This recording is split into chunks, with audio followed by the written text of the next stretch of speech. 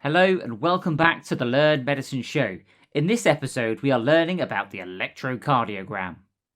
An electrocardiogram is a visual representation of the heart's electrical activity over time. The electrocardiogram records the heart's electrical activity using surface electrodes. Electrodes record the net movement of the heart's electrical activity, and the term vector can be used to describe the direction in which the electrical activity flows. A vector moving towards the electrode will produce a positive deflection in the ECG trace. A vector moving away from the electrode will have a negative deflection, and a vector neither moving towards or away from the electrode will produce an isoelectric line, meaning that the trace is neither positive or negative.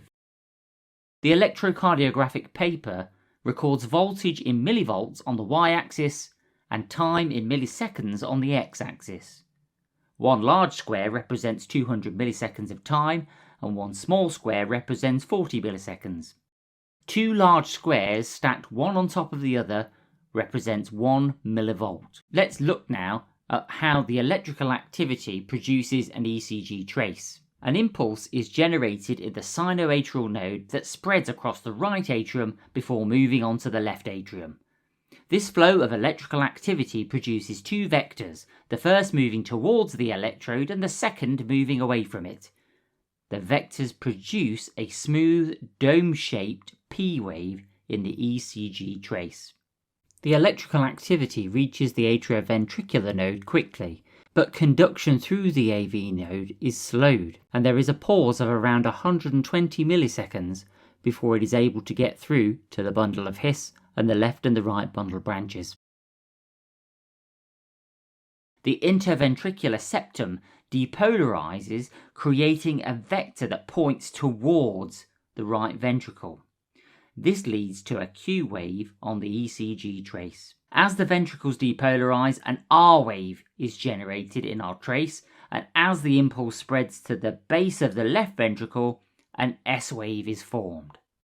The QRS complex subsequently represents complete depolarization of the ventricles. Repolarization of the ventricles occurs, starting from the outer surface known as the epicardium, moving towards the internal surface, the endocardium. As the cells repolarize, they release positively charged potassium ions into the extracellular space. This generates a positive vector which moves towards the apex of the heart and produces a T wave in our ECG trace.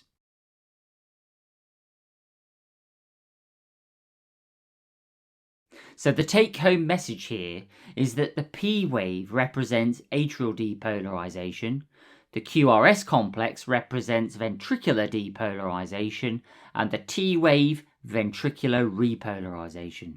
So now we have seen how one lead produces a trace, let's take a look at how the 12-lead electrocardiogram is created.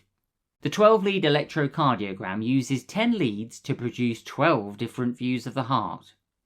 The precordial leads are numbered V1 to 6, and these are placed on the thorax in the following anatomical locations. The precordial leads view the heart in a horizontal plane. Here is a horizontal view of the thorax.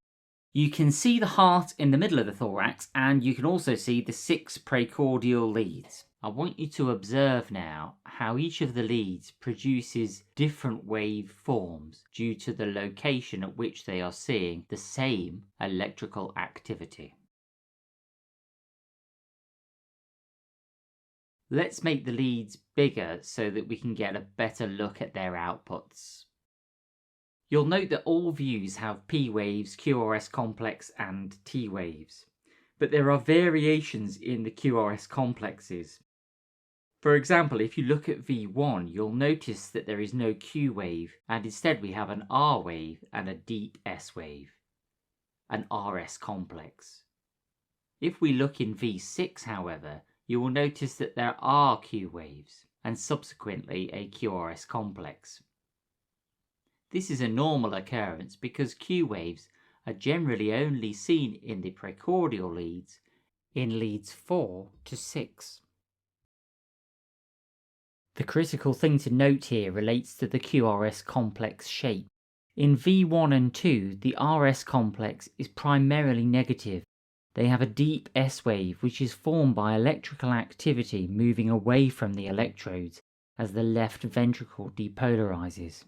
The QRS complex in leads V3 and 4 are equally positive and negative, and this is referred to as the transition point. In leads V5 and 6, the QRS complex is mainly positive, owing to the vector of electrical activity moving towards these electrodes as the left ventricle depolarizes. The precordial leads can be organized based on the location of the heart that they view.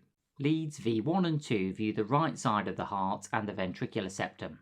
They are often referred to as septal views. Leads V3 and 4 are anterior leads, and they look at the frontal surface of the heart. Leads V5 and 6 are known as lateral leads. They look at the heart from the left side. Now let's talk about the limb leads.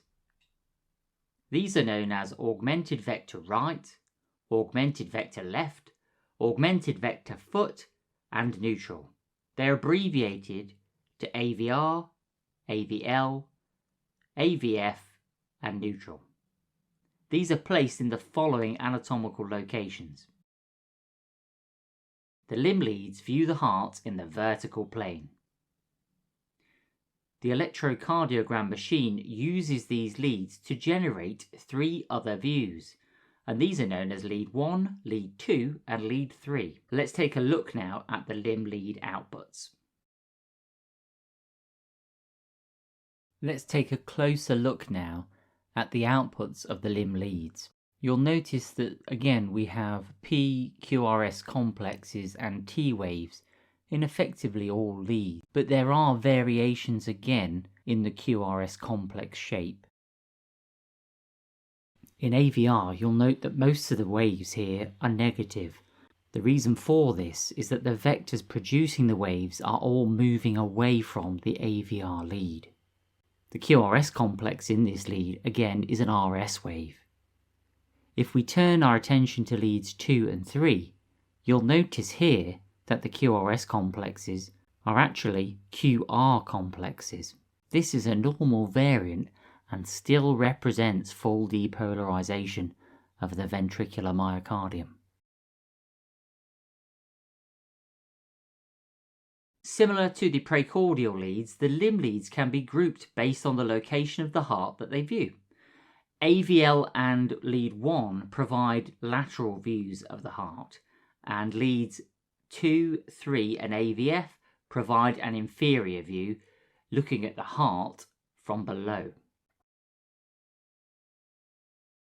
If we now take each of the views we have generated, we can arrange them in such a way that we can see the outputs from the inferior, septal, anterior and lateral positions, and all of these outputs together produce the 12-lead ECG. So this brings us to the end of our 12-lead ECG video, but don't go anywhere because the next episode is all about interpreting normal and abnormal ECGs. Please make sure you like and subscribe and share this video with your friends because it really helps me out. Thanks for stopping by. I will see you in the next episode.